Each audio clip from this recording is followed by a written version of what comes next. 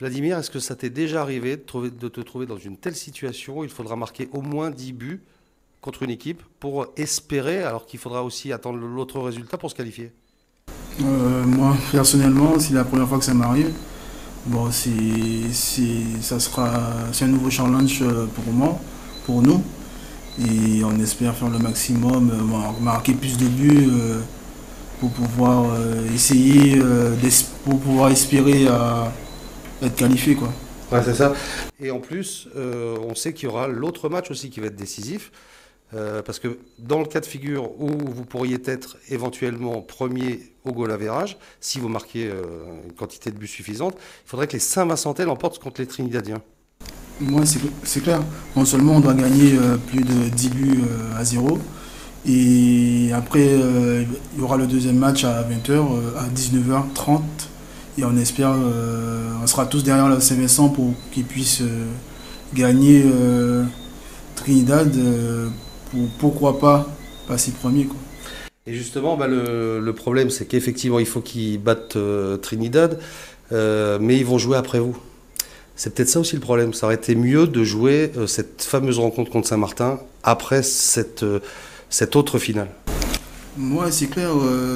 Ils vont connaître le résultat, quoi. Ouais, c'est clair, effectivement, ils vont connaître le résultat.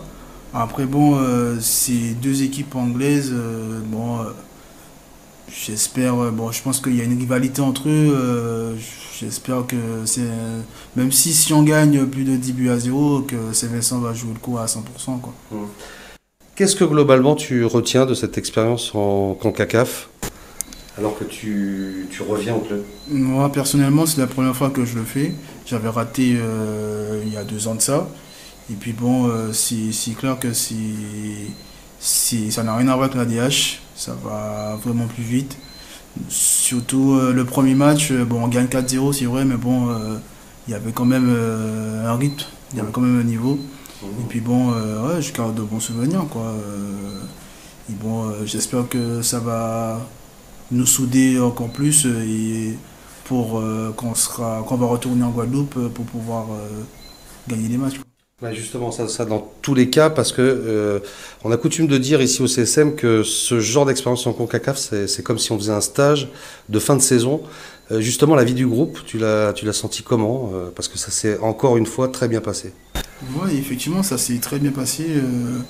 Dans le groupe, il y a une bonne ambiance, tout ça. Et franchement, ce petit tournoi, ça m'a fait vraiment du bien.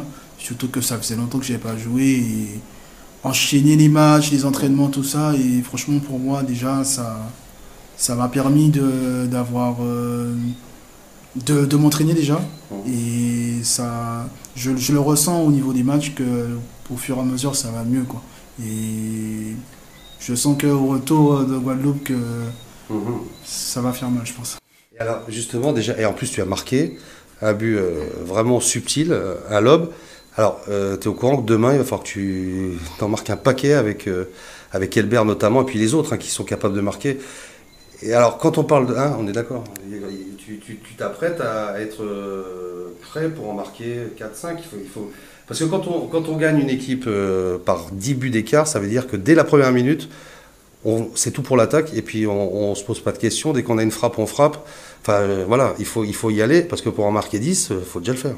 Bah ouais, c'est clair. Là, on s'est déjà parlé entre-temps, entre Elbert, tout ça, et moi. On s'est dit, là, on va pas jouer à la baballe, là, c'est direct d'entrée. Il va falloir pousser, tout ça, pour pouvoir mettre des buts. Moi, ça m'est déjà arrivé dans ma carrière d'avoir mis 6 buts Mhm, à l'époque en DH. mhm. Bon, j'espère que demain, Tu seras la pas tout chance. seul à pousser, quoi. Ouais, de toute Il faut que tout façon, le monde ouais, pousse, de quoi. toute façon, on a les éléments, on a Bolmain, on a Mendy, on a Clavier, tout ça, Ouais, Manatol. ouais. Donc du coup, on aura de quoi faire quelque chose, quoi. Après, voilà, il va falloir que la chance soit. J'espère que la chance va nous sourire et qu'on va pouvoir mettre tous les buts, quoi. C'est justement marrant que tu parles de chance et de réussite. Parce que juste après le match contre les Trinidadiens, il y a Menji qui est venu un peu culpabilisant en disant ouais, il faudrait que je revoie le poteau. Parce que, bah, bien sûr, il s'en voulait. Je lui ai dit bah non, c'est pas comme si tu avais mis la frappe en bois. Il pouvait rien faire, c'est pas de chance. Mais c'est vrai que si on avait mené 2-0 contre les Trinidadiens, ça aurait tout changé, ça. Bah ouais, c'est clair. En plus, j'étais juste à côté de lui. Quand j'ai vu qu'il a armé, déjà quand il a contrôlé, j'ai vu que c'est parti un peu plus trop fort.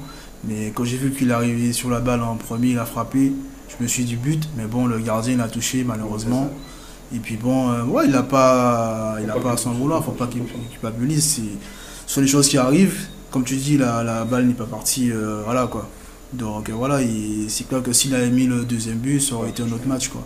Mais bon, c'est comme ça, c'est le foot, et puis voilà. C'est ça. Et donc maintenant, bah, c'est résolument face à... Alors, ils s'appellent les Flames United FC. Mais ceux qui ont du FC, bah, c'est plutôt le CC, mais il faut le montrer. En tout cas, ça sera on va dire, deux belles finales pour cette dernière journée. Merci Vladimir. De rien, Charles, tous les spectateurs, téléspectateurs, et suivez-nous et encouragez-nous. J'espère que ça va aller. Merci à vous, bonne soirée. Inch'Allah peut-être. Inch'Allah.